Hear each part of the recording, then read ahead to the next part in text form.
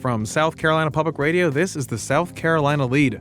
I'm your host, Gavin Jackson, and this episode was recorded on January 13th, 2025, from South Carolina Public Radio Studios here in Columbia. On this episode of The Lede, the 2025 legislative session kicks off. That's right, it's finally happening. And I know we continue to talk about this, but that's because it's a big deal, and that's why we talked with two of the top leaders about their priorities for the two-year session. So on this pod, we hear from Senate Majority Leader Shane Massey, whose Republicans make up a supermajority of the chamber, and House Democratic Leader Todd Rutherford. The Russ McKinney previews the Senate education voucher debate this week. And we have a special announcement on another way you can keep up with the whirlwind that is the State House. And Senator Lindsey Graham staffs up for 2026. 2026 Watch. The Lede loves hearing from everyone. That's why we need you to call 803-563-7169. Give us a shout. Let us know if you're at the live taping, where you want us to have our next live taping, what issues you want us to follow during the legislative session. You can do that by dropping us a text message or a voicemail at 803-563-7169.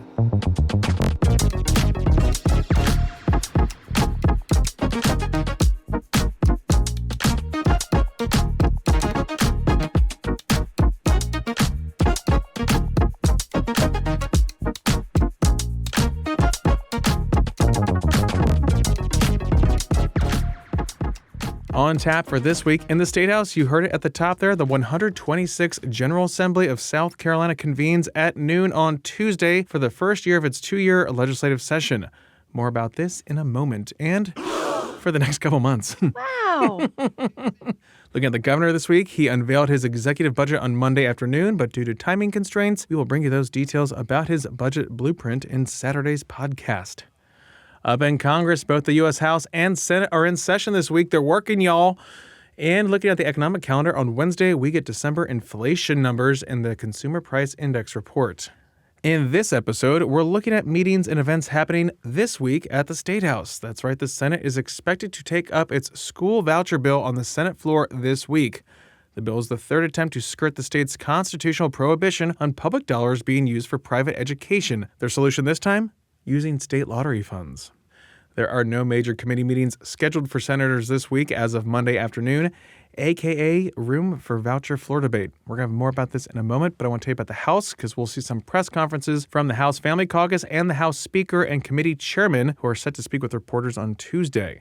There are several House Ways and Means Budget Subcommittee hearings this week as the committee begins to craft the budget. That is their big undertaking. That's their main responsibility there. So they're hearing from agency leaders and getting testimony to craft that budget. A House LCI subcommittee will take up the Electrical Utilities Bill H. 3309 that House Speaker Smith is pushing, which is like the one that passed the chamber last year. We talked about energy needs with Smith and others and expect this conversation to continue throughout the session. But back to the vouchers, I want to get you up to speed on that education voucher bill. So to do that, the Russ McKinney has this piece looking at the Senate's proposal. The General Assembly is set to begin its 126th session in Columbia this week. While it is the beginning of a new session, a subject lawmakers have debated for years will be first up in one chamber. A bill to allow some parents to use money provided by the state to send children to private or religious schools is once again pending in the Senate. A program to allow lower and middle income parents to apply to the state for scholarships to send their children to a private school was enacted in 2023. But in September, the state Supreme Court ruled that most of the plan was unconstitutional, saying it violated the prohibition of using public money for private schools.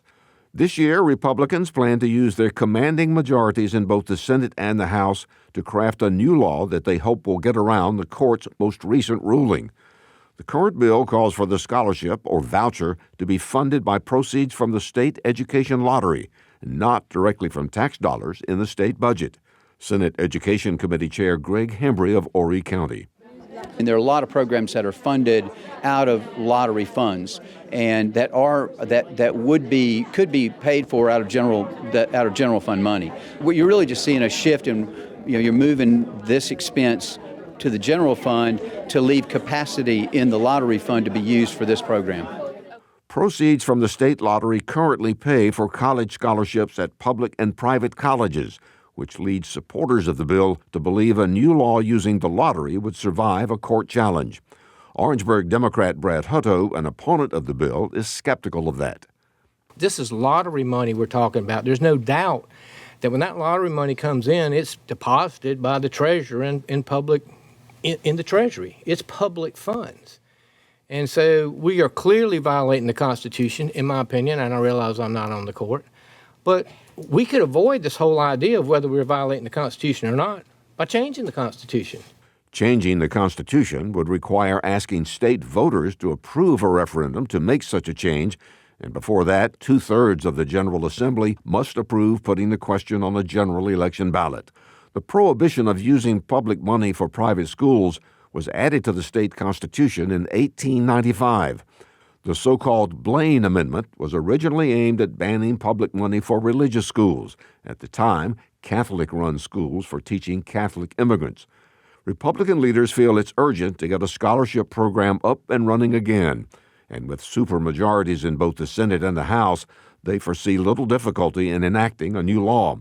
However, they acknowledge that ultimately a constitutional change may be what is required. Again, Education Committee Chair Greg Hembry. Talked about the urgency when we have students that are in schools right now that don't know where they're going to end up. And so I think our urgency is to address that first and then swing back around at, kind of in the cool of the day and deal with the Blaine Amendment. The Senate's Republican leader, Shane Massey, however, says he thinks the legislature can get the job done. There are a number of us who don't think that's going to be necessary, that we think we can get it in a spot that meets with the current language in the Constitution. But that's certainly something that the House has talked about, that we may look at doing that if we need to, but I'm not yet convinced that we have to. A voucher program has been a priority of school choice advocates and the Republican leadership in the legislature for over 2 decades. With their supermajority now and the support of Governor McMaster, a voucher bill's passage is all but assured, as is the expected legal challenge to its constitutionality.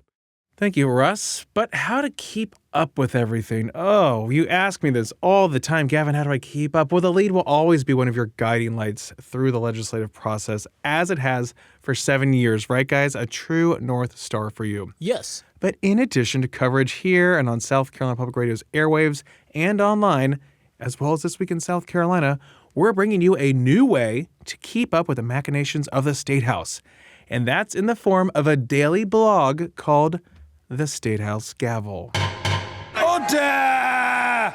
Exactly. Mayan Schechter, myself, and Theorist McKinney will be compiling everything you need and some things you don't even know you need into a post that will drop in the early morning hours, Tuesday through Friday. Order! You'll be able to find it on scetv.org/news and southcarolinapublicradio.org. We'll be giving you a rundown of the day, what's happening where, key meetings, hot takes, recaps, the latest headlines, and insider bits you'll only be able to find for the most senior team covering the State House. Now, if you read Political Playbook or Axios, you're going to love it. You're going to love the State House Gavel, guys. Order! More! Oh.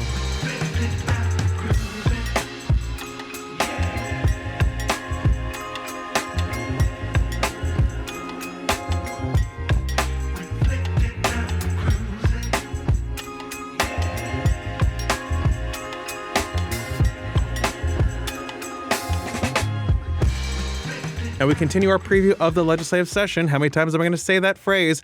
With my discussions with Senate Majority Leader Shane Massey and House Minority Leader Todd Rutherford, both of whom appeared on This Week in South Carolina. Here's what Senate Republican Leader Massey told me about the school choice bill set to move in the Senate.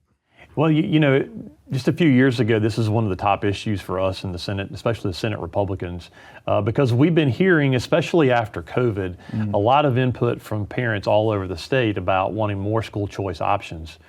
And so a couple of years ago, we decided to move forward with creating education scholarship accounts. We target it primarily to poor children. And really, those are the only people who could qualify. You had to be in public school, you had to be lower income in order to qualify. We did a lot of work on that a couple of years ago, spent a lot of time looking at other states that had targeted it. We got it done, and then we had some setbacks with the court, of course. So we've been looking at the Supreme Court opinion and spending some time on it, and think we got it fixed now. So we're going to try to come out of the gate with that. We saw the Supreme Court in September make their second ruling when it comes to using public dollars for private education. They found that unconstitutional with our state constitution. How would using the state educational lottery funds be different than taxpayer dollars, which is what's proposed in this forthcoming legislation? Yes, so I think the effort right now is going to be to mirror the process that we use for our college scholarships, for our Life and Palmetto Fellowship project, which have been very popular across the state for the last really about 25 years. So we're going to mirror that program that has worked well, has not been challenged, and if it works for colleges, we think it'll work for K-12 as well. So it's going to withstand a challenge in your opinion. Do you think there's going to be any speed bumps when it comes to amendments or changes to it, or what's it going to look like when it comes to floor debate? Well, I expect we'll have a pretty rigorous debate in the Senate. We always do on things like that, but we had some committee conversation about it. And, we're coming out of the gate with it. It's the first thing. We have a lot of new senators coming in. I expect we'll have a good bit of debate. There'll probably be plenty of amendments for us to consider as we go along as well. But I'm optimistic that the Senate will get something passed on that. And when the House sees the Senate working, some would say, as faster than the House, they must maybe take some heed to that. I mean, there's money in the budget already for the past Education Scholarship Trust Fund. There's $30 million or so. So it's been funded in a sense. And that money will obviously be moved around, I guess, because that's no longer there. But will the House take notice? Are you working with the House? Are they aware of the speed that you guys are trying to get this done and the need for this? Yeah, so I have a very good relationship with the Speaker. We talk regularly. We try to communicate about what's the House going to be doing this week, what's the Senate going to be doing this week, make sure we're not overstepping each other. But also it's good just to know where each side is headed. But we have a great working relationship. They know we're going to be taking these things up. And so they're taking a little bit of a different approach first, letting us go with this issue right off the bat. Has that always been the case, working, communicating? I mean, is this new? It sounds like, that it makes the most sense to people when you see both chambers with these supermajorities of Republicans, but I'm sensing it's not. I don't know that it's always been that way. Yeah. I've tried very hard to create that type of relationship. Speaker Smith has really tried to create that relationship as well. I know he speaks with President Thomas Alexander a good bit too. So there is a very good relationship, I think, right now between the House leadership and Senate leadership. We talk regularly, and we have very honest and candid conversations, so that's good. And Senator, when you look at that relationship within the State House, the governor's obviously a great a team player when it comes to a lot of things too, compared to some previous governors that we've had when it comes to working with the state legislature. When you factor all that in here at the state level, and then you look at what's going on at the federal level with Congress, with the Senate, and now with the White House, how do you see some of that trickling down when it comes to impacting South Carolina and the role that we'll be playing and how we fit into all that? Well, I used a good word. I use the word trickle down sometimes as well, because I have seen that happen during my service in the Senate, that the Washington political environment does trickle down to South Carolina. But, and I tell people this a lot back home, South Carolina is not Washington. Columbia is not Washington, D.C. What you see on television, on the national news, and just the rancor and the vitriol that you see out of the U.S. Congress is not what happens here. As you know, Senator Nikki Setzler, who is a former minority leader in the Senate, he and I used to do joint press conferences at times. We get along really well. We don't always agree. Sometimes we have some pretty spirited debates, but we get along really well here. And I tell people lots of times, South Carolina is too small to hate people, especially the ones that you're going to see pretty regularly. So we work well together. We have our fights, but we come back together, and that has allowed us to have some good communication to move things forward. I guess besides that, the political nature of that new situation in Washington, but what kind of benefits do you think we can see as a state when it comes to, Senator Lindsey Graham being over the Budget Committee and talking about reconciliation with them, trying to move a lot of President-elect Donald Trump's priorities forward. How do you see the role South Carolina plays in Washington going forward and how it could benefit us? I think South Carolina has always played we've always punched above our weight class, really. We've always had some very strong representation up there. And if you look back before Senator Graham and Senator Scott, when we had Senator Thurmond and Senator Hollings, who had been there for a long time, everyone knew who South Carolina's representatives were, and we had an influence. And I think we're at that point now as well, where both Senator Graham and Senator Scott are having significant influence on the Senate side. Our congressional delegation on the House side has significant influence. We definitely are more influential in South Carolina than what a lot of other larger, more populated states are. And it's because of the guys that we have and ladies that we have there. I mean, we have some very quality representatives. And I should also mention that Tim Scott's also the banking committee chairman right. too, so that's important. But let's get back to Columbia and talk about what other issues you want to see move forward in the chamber after the school voucher bill go through. So we're going to start off with education, of course, but then after that, we're going to be dealing with some criminal justice and just some public safety issues. There were a few things that got hung up last year that we just didn't quite get across the finish line. Things like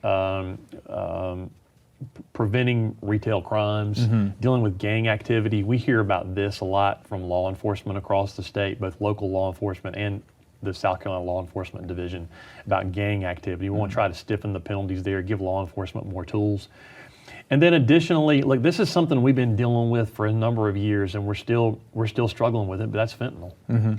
And the impacts it has on South Carolinians, all races, all classes, all socioeconomic classes, but it knows no particular victim. It's open to everybody. So we're trying hard to get at that. We're going to take some more efforts there to be stronger with that. Then we do have a big effort underway to try to address some of our tort laws.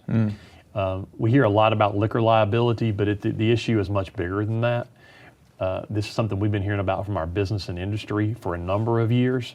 And I think we're in a position now, especially on the Senate side, to be able to take up those issues, address them. And of course, energy's hanging out there. Yeah. That's going to be a big conversation. I think we're going to still continue to do a lot of committee work in January. Hopefully we'll have something out on the floor in the first half of the session that we can take this up. But that's a big issue as well. And with these issues right here, we're into at least mid-February. Sure. Yeah, and when you're talking about retail crime law, organized crime, we did see that bill move out of both chambers to a conference committee at the end there, but it never really got beyond that. So is that going to be something that we can see some differences be resolved here? I hope so. That there really were just a few small issues that held that up. I think we can resolve those. And then also, elections tend to have consequences, and some of the issues were resolved by elections. So I think we'll be able to take a stronger effort there. Because look, what you've seen around the country in some places is some organized smash and grab, people breaking into stores or even coming in when the stores are open and then just stealing stuff and walking out. Yeah. And we need to have stronger penalties there, and I think we can get that done. Switching to Democrats from Republicans, I asked House Democratic Leader Rutherford what Democrats think they can feasibly do as they are outnumbered in the chamber 88-36. What Democrats are looking to do is what we're always looking to do, which is take care of the people of South Carolina. And what that looks like is making sure that education is across the board. It is for everyone, not just for those that are attending private school, but for public school students as well. It is to make sure that businesses can continue to come to South Carolina so that South Carolina can continue to grow. And by that, I mean that we've got to take care of our energy generation. We've got a big, huge, partially finished nuclear plant that we need to look at fixing up to get it to the point where we can start producing electricity from it. That's the only way we're going to get our electricity rates to a point where we can bring in new business and also have the generation that we need to supply that new business. So we've got across the board looks at things. We're going to make sure that people are taken care of because that's what Democrats do. Todd, when you talk about energy, we're talking about that big bill that the House Speaker was pushing through last year, made it through the House, got stuck in the Senate at the end of session. Sounds like they're going to pick up the ball this year and work on that, possibly moving that forward later this year, I guess maybe in February. But when you talk about not possibly, I can guarantee you the House is going to move that forward. I've got a companion bill that does similar things, except it doesn't change the PSC commission down to 5, which his bill does. But that is something that all leadership agrees is necessary. We know because we try and recruit businesses to South Carolina, and in doing so, one of the things they talk about is energy, the needs, and keeping it cheap. How do you do that with VC Summer, though, that $9 billion boondoggle that ratepayers are still paying for? Do you have to get someone in here like a Google or a major corporation to pick up the costs and cover those costs in terms of revamping those nuclear reactors that went nowhere? It's complicated, but the complication is met by our desire to make this work. And we are now in a time where you've got data centers that need energy. You've got 3 Mile Island coming back online because of the desire by Microsoft, Google, to make sure that they have the energy they need in order to work. South Carolina has the wind at our back. We've got Scout Motors, which is going to be right up near that area. They need energy. As we continue to recruit people to South Carolina, businesses to South Carolina, we've got something that is going to turn out, I believe, to be an asset, and that is this nuclear plant. I don't know how much it would cost to fix it, but there are multiple parties interested in looking at it because they know how much desire there is for the power that it could generate. I was at the South Carolina Economic Development Summit today. The governor spoke there, and he was also talking about this need for energy. Everyone's talking about that, of course, with advanced manufacturing in the state. You're talking about data centers in the state, huge plants. He even briefly mentioned coal, and I know we've been seeing a lot of coal plants go offline. Do you think there's a need to bring back coal at this stage? I don't think there's a need to bring back coal. I think natural gas would be the next step down from nuclear if we're not going to do nuclear. We're going to do the math, and we're going to make sure that the math works. Democrats are going to make sure that we don't have a baseload act part 2, but we also are going to make sure that the people of South Carolina have their energy needs met. We've got industry looking at South Carolina. We've got industry looking at building plants here, but we know that we can't service them with our current electric setup. We can fix that, I believe, with looking at that nuclear plant and also looking at things like natural gas. And Todd, kind of keeping with politics before we get into some more of this policy, at times it seems like Democrats and Republicans in both chambers are cordial enough to each other, but of course there's also frosty debates at times on the floor. Do you see a lot of cooperation? Are these some of the areas that we're talking about where there could be cooperation, bipartisanship when it comes to energy and reforms like that?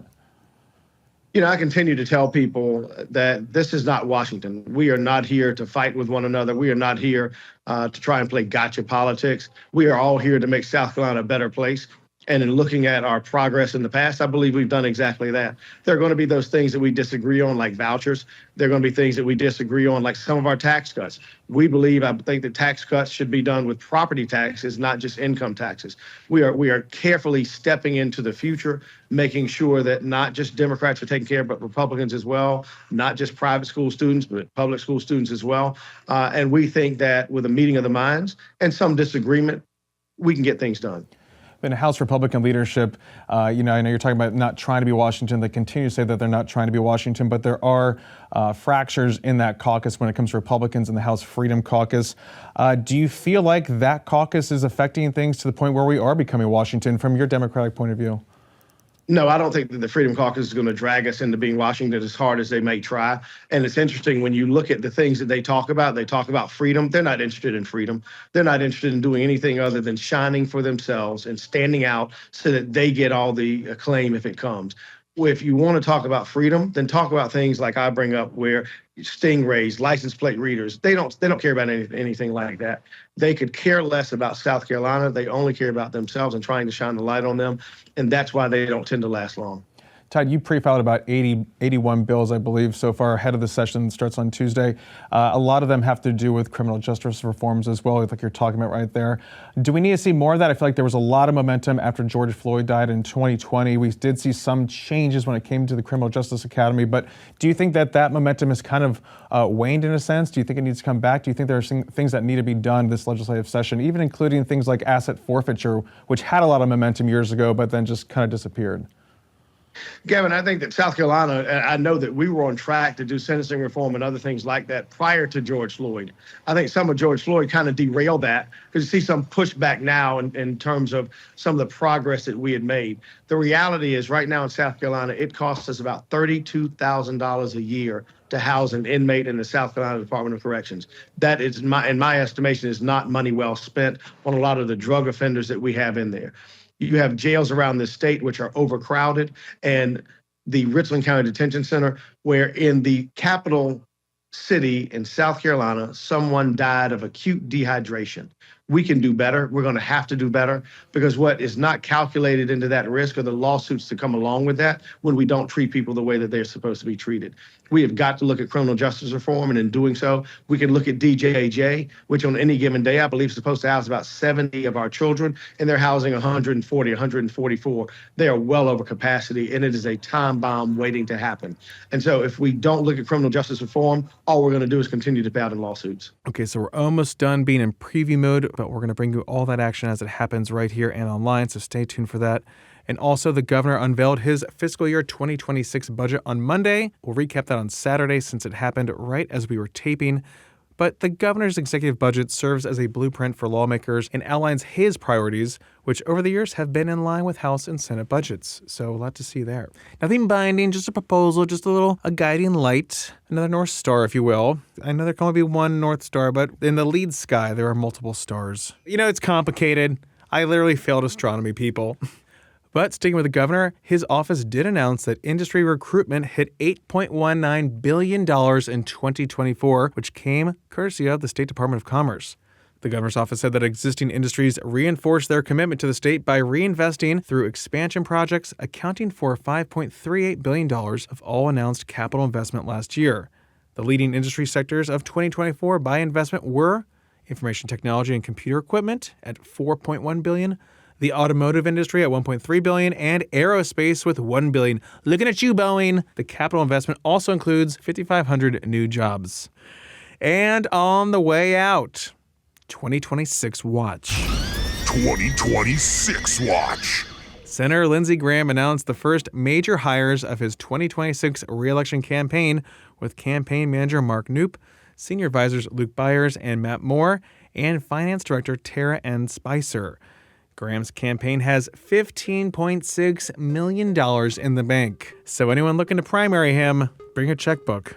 Bring your team. I don't know. Let us know. Always give us a shout. Let me know from the campaign trail. gjackson@scetv.org. North Star.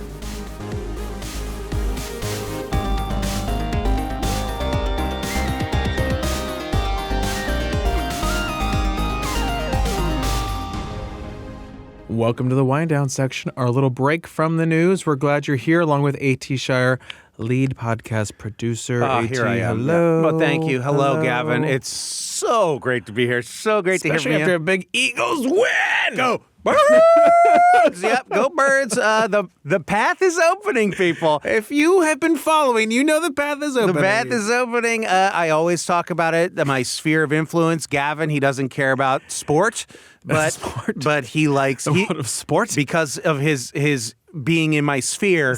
He is the sphere. An Eagles fan. Las Vegas sphere. Producer Sean, Eagles fan. Amy, Eagles fan. I just smile and nod and say, yeah, go Birds. And I'm like, let's do those Commanders underneath. No. I smiled to Actually, myself. Commanders did me a favor, beat the Buccaneers, a little bugaboo for the Eagles, and then maybe go beat the Lions so the Eagles can host the NFC Championship game. But that's The too stars much. are aligning. I see the way. But we've talked too much about this anyway, Gavin. We have a call. Are you ready for the call? Oh, wow. Yeah, we would love a call. It's a great friend of the pod. Oh, Probably, thank you. I would guess, an Eagles fan if I had to guess, if I had to put money on it. Safe to say, right? She's in the sphere. Anyway, Gavin, are you ready? Yes, give me the call. Hi, Gavin and AT. This is baby's mama calling in again.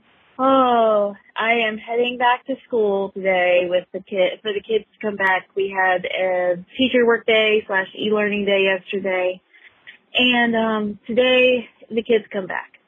It's also the first day that we will have the new cell phone policy, aka the please, you're not supposed to have your cell phones, period, policy. Just, send the good vibes. Also, send some of the legislators to help enforce it today if you want, if you have time. It's going to be an interesting day. We'll see how the kids do. Sometimes they surprise us and they rise to the occasion a lot more than we expect of them. I'm just being hopeful, at least. Otherwise, we had a good Christmas break, had lots of fun with the babies, had some issues with plumbing and such in our house that we've dealt with, but we're getting past that now. Everybody is healthy, and hopefully we all stay that way. I'm sorry to hear that y'all were sick, AT. the stomach thing it goes through everybody, and then it goes through everybody again. It feels like it's a bad one. So hoping that all of y'all are healed up and feeling better. And yeah, thanks for listening, guys. Baby's mama, thank you for calling. That working mom and teacher, that combo. Ooh, yeah. God, we love it. But yeah, let me know what school you're at. I'll come. I'll take kids' phones and throw them in the bin. I don't care. Gavin loves to menacingly walk around with a bat or like swinging a chain or something just to really put out a negative vibe. The vibe. Yeah. He's good at it. He's good at skulking, lurking. Skulking and sulking. I will say, if for folks that don't know about that policy that she's talking about, kids can bring their cell phones to school, but they should be powered off and stored away as directed by the school district. So, kind of what we grew up having. Like, you would have a phone. We had phones back then. They couldn't do anything. They couldn't do anything, so we weren't using them. But you had them, and you put them in your backpack. It guys. didn't hold infinite information. Oh my gosh, yes. Yeah. Or just an iron grip over us in our social lives. We had T9 Word. Yes. That's what AIM was for. But yeah, get off your phones. There's no way you can even learn. We can barely do our jobs with our phones next to us. How do you even go to school with one of those things? I don't know. I gotta say, having a child and being busy all the time, it really cuts into my doom scrolling time. Baby Rena, babe, I can't scroll here. Yeah, you're gonna have to learn to walk on your own, kid. Okay? Oh, and the impending TikTok ban. Not that we're on TikTok, thank God, but I do think it's interesting. I bet someone will buy it, and so it comes back. Sure. You know, I bet that will happen, but it will be banned for a while in a way that I bet it's long enough to kill it. There's going to be something new. They're talking about something called Pageant or something. I'm not making that up. It's a new app that people are trying to get on. Having just named a blog, yes, I can't even imagine how you come up with a name for an app that works. Yeah, but you just hit a perfect sweet punny spot. You got to spend a couple $1 million on consultants, baby. Baby's mama. Also, I got to say, I think you undersold coming back from break, how dirty all the people because they've all been in there seeing distant relatives, petri dishes, and their own separate petri dishes. And then they come back. Rena got sick again. She got sick again. And she's fresh out of that one, and it's just the back from holidays new germs sickness. Oh baby, I'm waiting to get to the state house and have everyone just cough on me. Yeah. And I'm oh great, because I've been living in fear, and I know I don't have any fears. No, I'm living in fear of this flu / norovirus stuff that's Gavin going around. Gavin has two fears now: the flu, norovirus, and the injury. The injury continues. He's scared of tearing his Achilles ever since I tore mine. You're so lucky that you've already had. Yeah, it's in the rear view. You've already had the injury. Capital letters. Capital T, capital I. Yeah. No, that and driving. Then people almost running into me this continues to happen. You have to have your head on a swivel, people, especially since I just got the Passat taken care of. It's all original. I've had I just replaced the windshield wipers for the first time. 106,000 miles, guys. You got to keep those originals. Now, do I really have to do? Okay. Those original pieces. Since August, let's say, a bunch of indicator lights have been on, right? Airbag, ABS, the front assist is off. Just minor things, in my opinion. It's nothing. Car's driving fine. It's nothing. Nothing. I'm fine. Kept driving fine. I take it in. I'm like, okay. Alarmists. Like I said, I did a lot of things at the end of the year. Dry cleaning, cars. The tire pressure monitor's been on. That thing's always on, right? The tires are fine. The tires are fine. Turns out there's 2 punctures in the back tire. Okay, let's replace it. Not important. And then there's some sort of plugged tire speed monitor that they say we replace light bulbs. I'm like, love to hear that. $500 later for that. Disgusting. But then all the lights turned off, so we're back to a good baseline for 2025. So starting the year strong.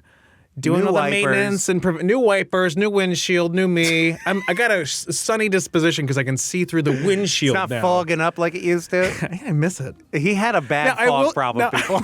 Real bad fog problem. Now, I will say, I don't think the heat's working exactly, but you know what? I'm not going back. We live in the South, Gavin. It's okay. It's warm enough. It's warm enough. Get me through this next week. I'll be okay. The my Jag gosh. has the opposite problem. Oh, the Jag one. Only heat, no cool. Anyway, Gavin, this has been cool. All heat, cool. All cool. Okay, Gavin, end it. Say goodbye. Baby's mama, we love you. Thank you for calling. Thank you for calling, Baby's mama, and everyone be like her and give us a shout at 803-563-7169. We love hearing from you. We'd like to know what's going on so we can maybe focus some of our reporting and get back to you with the top information to help you live a better life. You can also do that at scetv.org/news, where we'll have the gavel, the State House gavel. We'll be there to keep you up to date what's going on with the State House. And, of course, southcarolinapublicradio.org. And don't forget to support your local newspapers. The South Carolina Lede is a production of South Carolina Public Radio. Our producers, A.T. Shire. Amy Crouch is our supervising producer. Sean Birch is our executive producer. All Eagles fan. This podcast is produced with support from PRX and is made possible in part by a grant from the John S. and James L. Knight Foundation, as well as listener contributions to the ETV Endowment of South Carolina. For the South Carolina Lede, I'm Gavin Jackson. Be well, South Carolina. That's nice. That was really nice. It was really vindicating for me. Really. So when I'm talking about like being vindicated for like all the important things I'm doing.